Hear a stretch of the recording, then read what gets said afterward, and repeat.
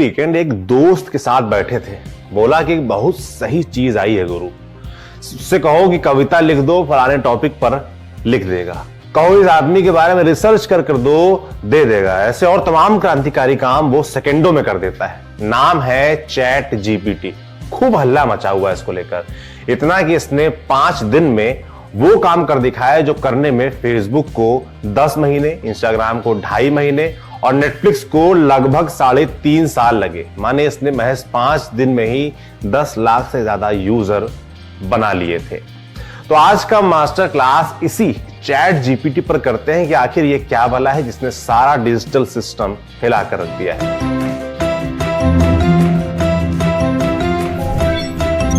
शुरुआत नाम से करते हैं, चैट जीपीटी से। इसका मतलब क्या है? ये 2 चीजों से मिलकर बना है, चैट और जीपीटी। चैट यानी बातचीत, जैसे हम व्हाट्सएप और दूसरे ऐप्स पर एक दूसरे से करते हैं, वही वाला चैट। और जीपीटी का मतलब होता है generative pre train transformer. Generative यानी बताने वाला, प्री ट्रेन यानी जिससे पहले से ट्रेनिंग दी गई हो, ट्रांसफॉर्मर यानी बदलने वाला, यानी पहले से ट्रेंड एक मशीन जो आपकी बात सुनती है और फिर उसका जवाब जनरेट करती है और मशीनी भाषा में आपकी भाषा में ट्रांसफॉर्म कर आपको जवाब देती है। बस आपके कुछ कहने की देर है और ये अपना काम करने लगती है। मसलन आपको इतना कहना है कि बाइक का पंचर घर पर कैसे बनेगा और इससे जुड़े जवाब आपके सामने होंगे, वो भी विस्तार से, एकदम आसान भाषा में, जैसे कोई इंसान आपको बता रहा हो। आपको बता दें कि इस तरह की मशीनों को चैट बॉट कहा जाता है। ये ऐसे कंप्यूटर प्रोग्राम होते हैं जो इंसानों की बातों को समझने और अपने से उनके जवाब तैयार करते हैं। अब सवाल ये है कि ये काम कैसे करता है। जैसे हमसे आपसे अगर कोई कुछ बात कहता है तो हम उसे सुनते हैं, समझते हैं, दिमाग का इस्तेमाल करते हैं, सोचते हैं, फिर समझते हैं और फिर जवाब दे देते हैं। ये शक्ति चैटबॉट्स के पास कहां से आ गई? उनके पास इंसानों की तरह दिमाग तो होता नहीं है। इस सवाल का जवाब है आर्टिफिशियल इंटेलिजेंस यानी एआई। अभी एआई क्या होता है और कैसे काम करता है? आर्टिफिशियल इंटेलिजेंस वो को सरल शब्दों में समझें तो ऐसी टेक्नोलॉजी जो खुद काम कर सकती है अपनी अक्ल लगाकर। जैसे आप एलेक्सा को दिन भर आदेश देते रहते हैं कि एलेक्सा न्यूज सुना दो, एलेक्सा आज मौसम का हाल बता दो, एलेक्सा विराट कोहली का स्कोर बता दो। इसी तरह आपके एंड्रॉइड फोन में एक ऐप होता है गूगल असिस्टेंट, जिससे अगर आप कह दें कि म्यूजिक बजाओ तो म्यूजिक बजने लगता है।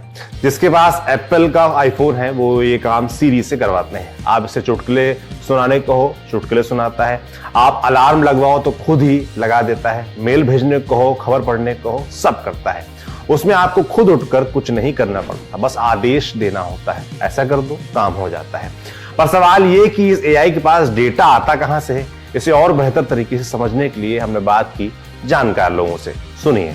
जब हम लोग अब पढ़ाई के समय में बात होती थी कि सुपर कंप्यूटर्स आ गए हैं, वो इंसान से 1000 गुना ज़्यादा तेज़ी से सोच सकते हैं, काम कर सकते हैं। और इसका सबसे बड़ा उदाहरण हमें मिला 1997 में, जब डीप ब्लू नाम के सुपर कंप्यूटर ने उस समय के world chess champion Garry Kasparov को लाइव मैच में हरा देता है। तब हमें रियलाइज होता है कि हमने एक ऐसा इंटेलिजेंस मशीन में क्रिएट कर दिया है जो इंसान से ज्यादा तेजी से सोच रहा है और वो रिएक्टिव इन नेचर है।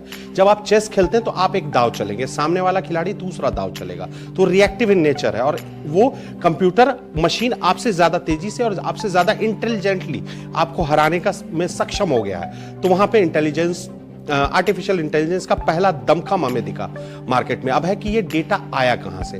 देखिए, कोई भी सिस्टम या मशीन जो होता है पहले डेटा ह्यूमन से ही लेता है, इंसान उसको डेटा फेच करते हैं।